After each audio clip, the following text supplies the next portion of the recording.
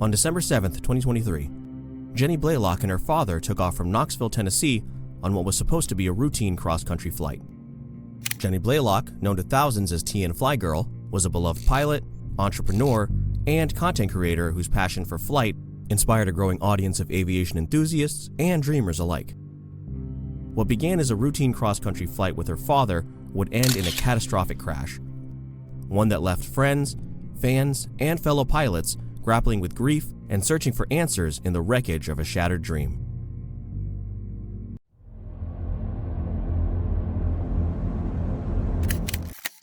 Jenny Blalock was a woman of many talents and passions. Born and raised in Tennessee, she built a successful career as the founder and CEO of two thriving companies, Luxe Homes and Design and Plantation Reclaimed, earning accolades in her excellence in design, craftsmanship, and entrepreneurship. But beyond her business acumen, Jenny's true love was flying. Her journey into aviation was deeply personal. From a young age, Jenny was captivated by the sky.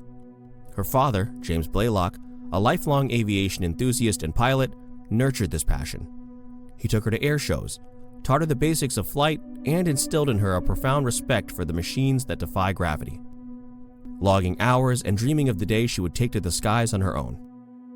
In 2021, Jenny launched her YouTube channel, TNFlyGirl, with the goal of sharing her flying experiences with the world. Her channel quickly grew, attracting over 16,000 subscribers by the end of 2023. Jenny's videos were a unique blend of technical flying tutorials, cockpit footage, and heartfelt vlogs that revealed her vulnerabilities and triumphs. She was candid about the challenges she faced, from mastering complex maneuvers to overcoming moments of fear and uncertainty. Jenny's charm and authenticity made her a beacon in the aviation community, especially for women and young pilots who saw in her a role model breaking barriers in a traditionally male-dominated field. Her videos often featured her flying alongside her father, James, whose steady presence and shared passion deepened the bond they portrayed on screen.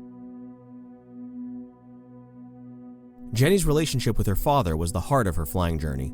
James Blalock was not only her mentor, but also her best friend and business partner. Together, they shared countless hours in the cockpit, exploring the skies and pushing the boundaries of their skills. Their flights were often filled with laughter, teaching moments, and the quiet joy of shared adventure.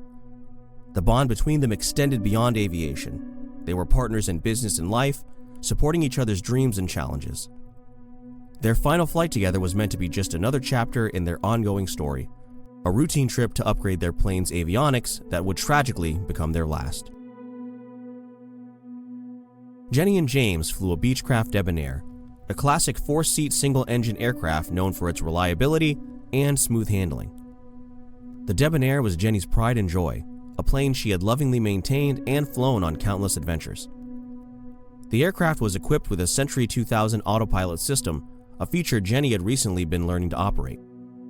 Unlike modern planes with electric trim, the Debonair required manual trim adjustments, meaning the pilot had to physically move the trim wheel to adjust the aircraft's pitch and balance. Jenny's recent videos showed her experimenting with the autopilot and discussing the challenges of mastering manual trim control.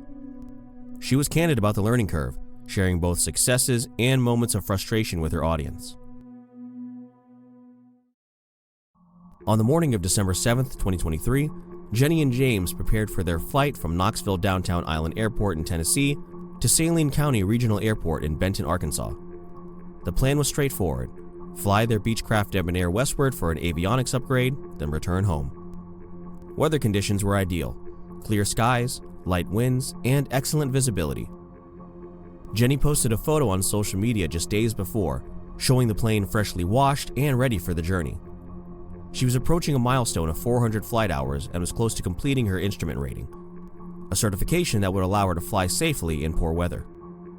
The duo took off just before 10 a.m., climbing steadily to 2,500 feet, then ascending to cruising altitude at 6,400 feet. Jenny requested flight following services, a standard procedure where air traffic control monitors the flight and provides assistance if needed.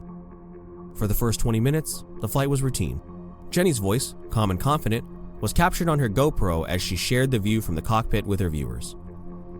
The landscape below unfolded in rolling hills and patchwork farmland, a familiar and comforting sight. Approximately 140 nautical miles into the flight, air traffic control noticed the plane drifting slightly off course. Jenny acknowledged the correction and adjusted her heading, but soon the radar showed erratic behavior. The plane's altitude fluctuated between 6,400 and 5,300 feet, and its speed varied unpredictably. At 10:19 a.m., the aircraft's movements became increasingly unstable. Jenny did not immediately report any problems, but the data indicated she was struggling to maintain control. For over half an hour, the plane's altitude and speed oscillated wildly. At 10:57 a.m., the plane made a sudden descent to 4,300 feet, climbed again to 6,050 feet, and slowed drastically to 85 knots. Moments later, it disappeared from radar. Attempts to contact Jenny over the radio went unanswered, except for a faint, garbled emergency transmission. Jenny managed to declare an emergency, giving the plane's registration number, but the message was weak and barely intelligible. Her father's attempts to communicate were similarly faint.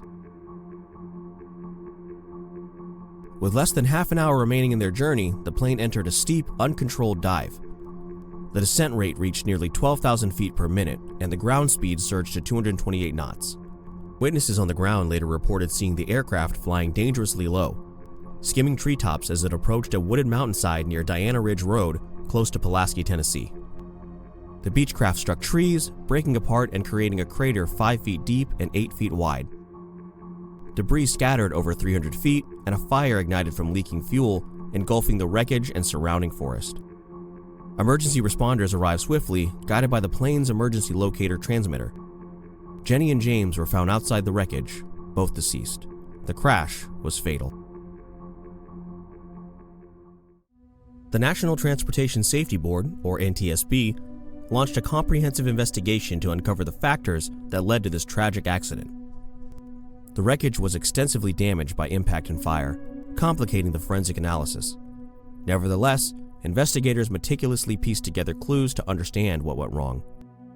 One critical finding was the position of the elevator trim tab, which was set approximately 5 degrees nose down at the time of impact.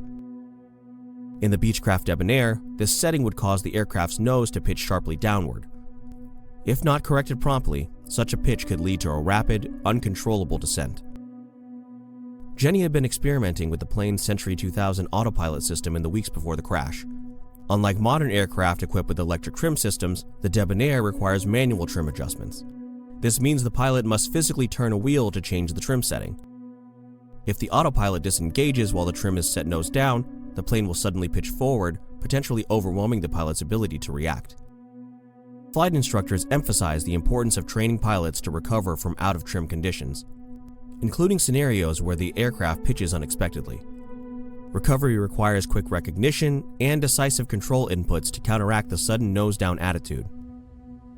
The NTSB's preliminary report suggested that the autopilot may have disengaged unexpectedly, leaving the plane with a nose-down trim setting.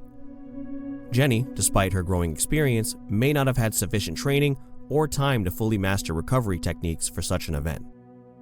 The rapid onset of the dive, combined with the altitude and speed, likely left her with insufficient time to regain control. While the final NTSB report is pending, the evidence points to a tragic combination of mechanical, human, and situational factors that culminated in the loss of control and fatal crash. The news of Jenny and James Blalock's deaths sent shockwaves through the aviation and YouTube communities.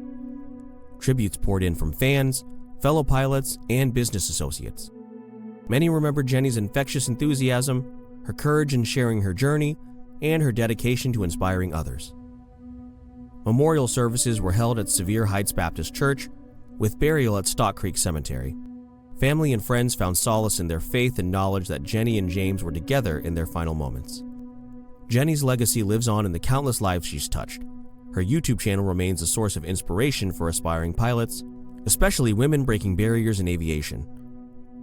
Her story is a powerful reminder of the joys and risks of flight, the importance of continual learning, and the unbreakable bond between a father and daughter united by the sky.